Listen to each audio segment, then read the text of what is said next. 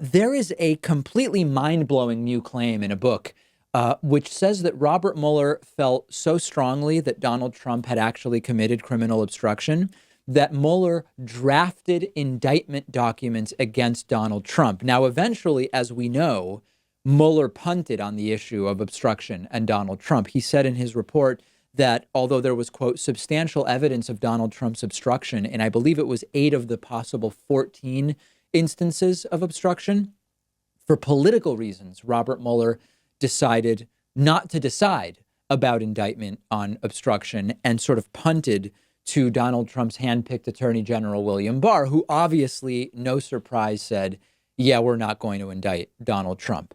But is the claim made in the book true? I don't know. I'm going to lay it all out for you, and maybe we can figure it out. This is from Michael Wolff's latest book. Now, you might remember Michael Wolff wrote his previous book, Fire and Fury, which had all sorts of explosive claims about Donald Trump and his administration and the people around him, some of which have not been proven to be true, or at least have not been independently corroborated outside of the book itself. So we now get to Michael Wolff's new book, which is called Siege, Trump Under Fire. And what Wolff says is that Robert Mueller had actually drawn up a 3-count obstruction of justice indictment against President Donald Trump, but that eventually he didn't file it. And The Guardian asked a spokesman for Robert Mueller about this, and Mueller's spokesman is flat out just saying, didn't happen, and is quoted as saying, the documents that you've described do not exist. Now, that language is relevant, at least possibly, and I'll get back to that in a second. Let's talk about Wolff's sources. Wolff cites internal documents given to him by sources close to the office of the special counsel, okay? Now, what makes this claim not like other random or particularly salacious claims that have been made is that the documents exist. The Guardian has looked at the documents that Michael Wolff has. There is a document which Michael Wolff gave to the Guardian, which says under Title 18, U.S. Code, subsection 1505, that the president, this is a draft indictment, the president is charged with corruptly or by threats of force or threatening communication, influencing, obstructing, or impeding a pending proceeding before a department or agency of the United States. The second count in this draft indictment that Michael Wolff looked at and showed to the Guardian is a count under Section 1512, charging the president with tampering with a witness, victim, or informant. The third count in this document that the Guardian has looked at is under Section 1513, charging Donald Trump with retaliating against a witness, victim, or informant. Wolff says that the documents claim that Trump's obstruction started on day 7 of his administration, and Wolff has endless additional documents, including a bunch of internal memos about whether or not the president can be indicted, and the consensus of those documents is that the answer is yes. So the question is, are the documents real?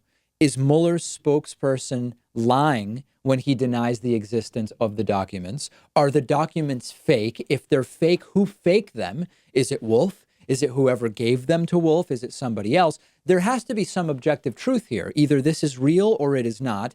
And it appears to be binary, except there is a sort of vocabulary semantic possibility here. If you look again at the statement from Robert Mueller's spokesperson, he said, quote, the documents described do not exist.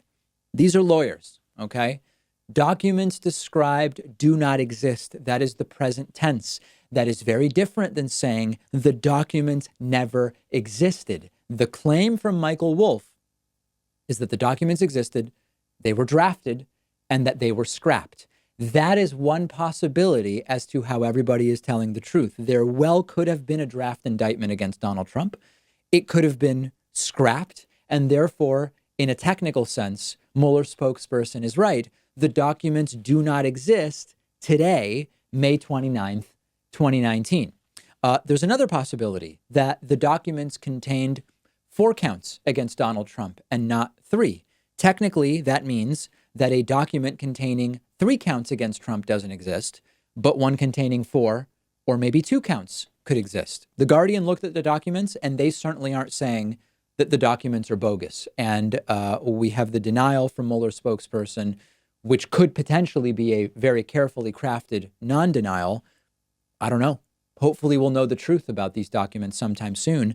But the end result of all of this is Mueller's got to testify, right? Mueller's silence is a growing problem. It seems he may be sort of willing to testify before the House Judiciary Committee if it's behind closed doors, but will he, won't he? I don't know.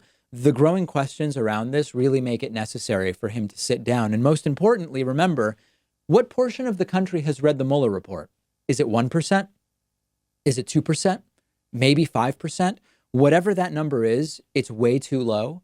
And Robert Mueller testifying, ideally publicly, would actually serve the purpose of informing people about what's in the report, most of which remains unknown to the majority of the American population. And that's why it's so important that Mueller testify. That's why it's so important that the House formally start a debate about impeachment to get the content of the report out to more than just the, 1, 2, or 5% of the American public that has read it. Let me know what you think about these claims by Michael Wolff, the documents, the Guardian's review of the documents. I don't know what to think, but I do think it's possible that the documents are real and that the denial from Mueller's spokesperson has a very narrow meaning that we should be interpreting. I'm on Twitter at @dpakman. The show is on Twitter at David Pakman Show. I do want to hear from you.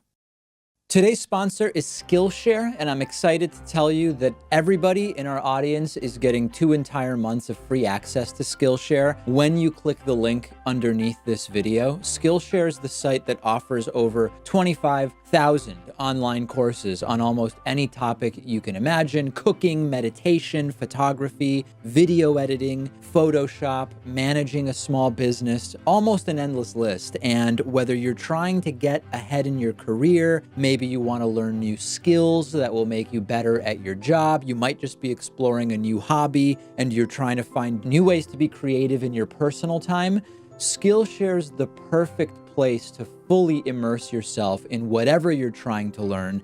I really enjoyed the class on more advanced video editing techniques because it's something I've been wanting to improve at, but have been very busy hosting the David Pakman Show for the last few years. Once again, the David Pakman Show is giving you 2 whole months of access to every single class offered by Skillshare. After those 2 months, if you want to keep your subscription, Skillshare's super affordable at less than $10 a month. Get better at whatever it is that you're passionate about, or discover something brand new that you didn't even know that you would love, and join Skillshare's other 7 million users by clicking the link underneath this video.